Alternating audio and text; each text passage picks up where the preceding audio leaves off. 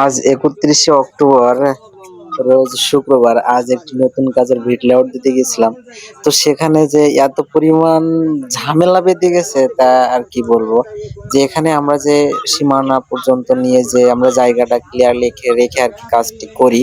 তো সেখানে আমাদের এক সাইডে জায়গা আছে ২.৫ ফিট আর এক সাইডে জায়গা আছে ৬ ফিট। যেহেতু জায়গাটা একটু ক্রস আছে যার কারণে আমাদের জায়গাটা একটু ছেড়ে রাখা লেগেছে।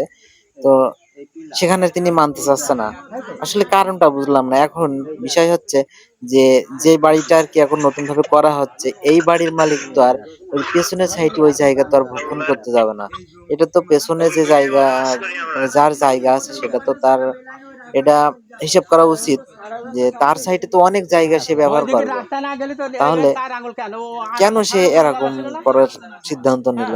আসলে যত ঝামেলা হয় মানুষ যখন একটা আশাশুখী কাজ করে তখন সেই ঝামেলার সৃষ্টি হয় বেশি।